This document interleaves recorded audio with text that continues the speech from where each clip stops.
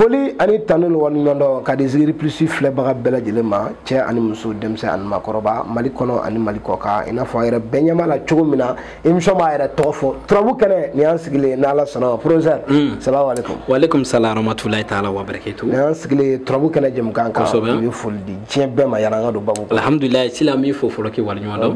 o ko fe ambe zikir plus kan ba bela jene fo kene na ma ambe promoteur ni baraka na befo o ko fe ante senga ante nyina ban kan ba bela jene fo o ko fe sangani wati beni professeur do la trabu kene kono ni ko joni kuna di o bamanan ko tiba fo ko so ma professeur bi foli ta ka nyeshi beladugu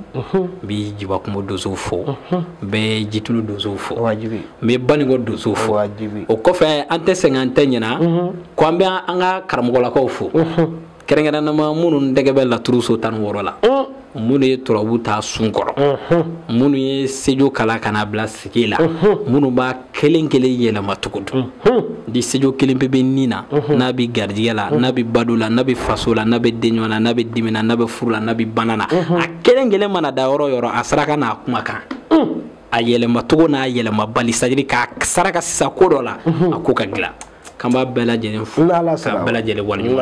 munu me turabu kini bolo na numa bolo do asaraka togo kamba chawfu Allah sona bela jene fu galam na professeur fu bulu ba di ire fana ma Allah sona ma anga bi turabu kana jam kan kono na fo do hun temene an kuma na akanya no ika gariya bafima na fulu barai professeur be kodo ke c'est-à-dire ti combien ka chaya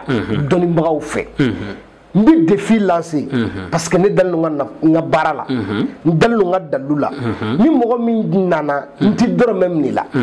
mi baraka ya dima na jabira ambena mi ngay bo boisira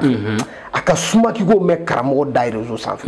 mais ere ba fo aya défi lancé ano do nte mene ye professeur Samara chama farala mali kono ani mali ko ga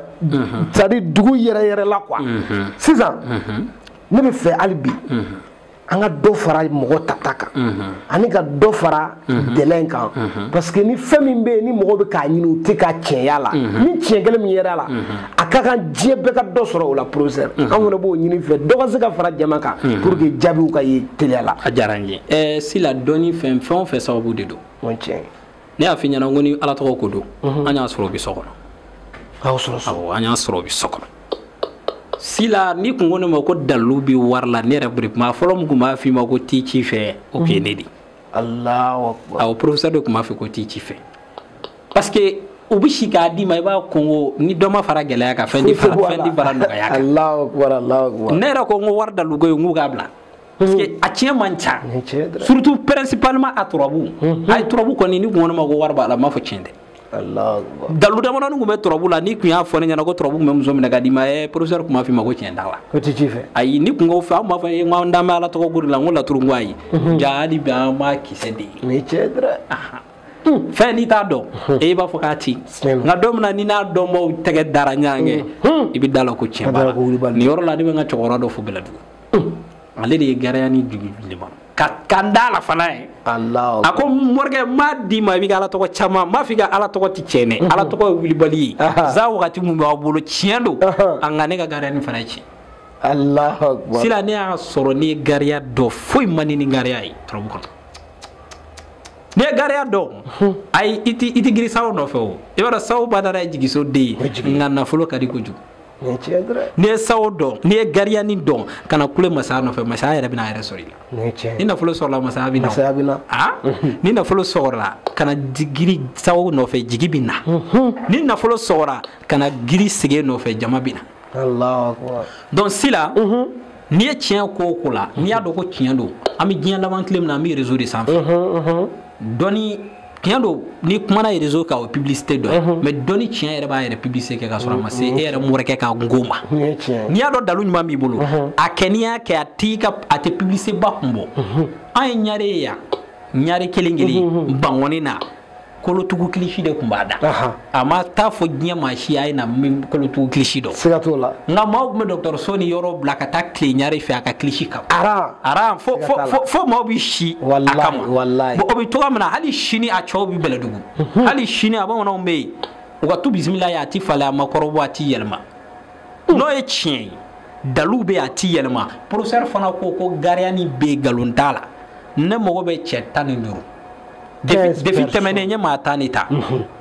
mɔgɔ minnu ko ye moriya kɛ ka dɛsɛ ka somaya kɛ ka dɛsɛ ka ala deli baara kɛ bɛɛ fɛ olu yɛrɛ de dalen t'a la ko dɔnni bɛ se ka kɛ ka nafolo sɔrɔ c'est à dire ne yɛrɛ de ma da la ko dalu bɛ yen k'i b'a kɛ ko dalu ka maa to bolongolo maa mun sigilen bɛ ka hami ko fo k'a poche falen ma da la professeur ko ne b'a dɔn gariya la k'a bɛ yen sila n bɛ maa 15 ta dɔrɔmɛ 1 o kana sa gariya bafima maa 15 ne de b'a bɛɛ ka bafa ni tiɲɛ tɛ n bolo n t'a kuma kɛ ni tiɲɛ awɔ kalo 1 dɔrɔn m'a di ma n y'a ye réseau kan dɔw ko non ko Modibo b'a fɔ ko dalu bi baara ka di ma ko kalo 1 kalo 2 dalu bi baara adamaden tile 15 i b'a ye dɔnni o dɔnni ka ɲi n'a ka ɲi yɛrɛ yɛrɛ k'a dir'i ma dɔgɔkun 1 i kan ka se ka ko nin dɔ ye yala ni tiɲɛ dɛrɛ hali fura n'a dir'i ma ko n'i ye nin ta k'a bɛ bana kɛnɛya ni banabaatɔ y'a ta bi sɔgɔma k'a ta tilegan fɛ yanni sufɛla cɛ maaw yɛrɛ da b'a fɔ ko sisan kɔni tiɲɛ yɛrɛ la banabaatɔ fari voilà mais ni n'o ye tiɲɛ ye ka dalu baara nafoloko la kalo 6 kalo 5 n'o da an t'a dabila ka turabu kala ka tila ka t'i sigi ko kalo 4 kalo 5 nafoloko la ne ti jɛn n'a ye tiɲɛ tɛ ne y'a sɔrɔ gariyani ni tiɲɛ b'a la kalo 1 tile 30 dafalen a tɛ kalo 1 fo ni e ma kɛ hɔrɔn ye ka n'a fɔ professeur nana sinon kalo 1 i b'a ye ko dɔ don n'i ka vie kɔ gariya bafima a faamuyara donc n bɛ maa 15 ta n se ye 15 ye n bɛ 15 in ta e yɛrɛ bɛɛ ka ba sa n b'a bɛɛ ka ba sa n b'a bɛɛ ka sɛbɛnden baara mais i m'a fɔ bɛɛ ye sɛbɛn ti nɔgɔ fɛ ni maa mun taara i feereke nɔgɔ la ka taa i ka sɛbɛn tiɲɛ o kungo i bolo sɛbɛn ti nɔgɔ fɛ i ka daga bɛ dilan cogoya min na o bɛ ne bolo i ka sɛbɛnden bɛ dilan cogoya o bɛ ne bolo mais n'i bɛ kɔfɛ i ka DHL sɔngɔ i yɛrɛ b'a ci mais n'i bɛ farafinna yan yɔrɔ o yɔrɔ a kɛra Côte d'Ivoire o a kɛra Burkina o a kɛra Sénégal o a mana kɛ fa o fa i ka o ci sɔngɔ tɛ yen ka o b'an kan professeur yɛrɛ bɛ jɔ n'o ye maa dilan k'a d'i ma ka tila k'a f'i ye n'a sera i bolo i bɛ dati sɛbɛn i bɛ don a kɔnɔ n balimakɛ ni ala sɔnna e yɛrɛ bɛ maa ci professeur ma i y'a faamuya an bɛ bɛnkan min kɛ m'a f'i ɲɛna de m'a d'i ma mais ni na ye n ka prix dɛ mais ni ala sɔnna i bɛ maa wɛrɛ ɲini k'a lase professeur ma maaw ma maaw ci ma cɛya bonya ni jɛya t'a la wa maaw bɛ mɔgɔ ci ma gariya ni na fana ni ala sɔnna inshallah Mali kɔnɔ ani Mali kɔ kan mɔgɔ bɛ fɛ ka ye nin défi in fana kɔnɔ e min ko nafolo baara yɛrɛ tɛ tiɲɛ parce que bi bi na bɛɛ tigɛra a la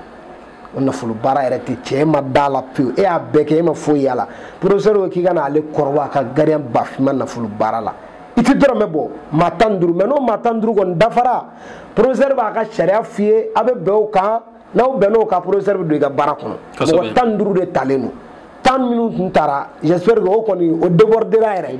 o débordera maintenant bon mɔgɔ 15 de bɛna ta n'ala sɔnna e fɛ ka yala n balimakɛ n balimamuso a dama ka ka cɛ la a dama ka muso i kɛra diɲɛ yɔrɔ o yɔrɔ professeur ka nɛgɛjuru siraw filɛ ne jaw ɲɛfɛ minnu bɛ Mali kɔ a bɛ indicatif kɛ 00223 77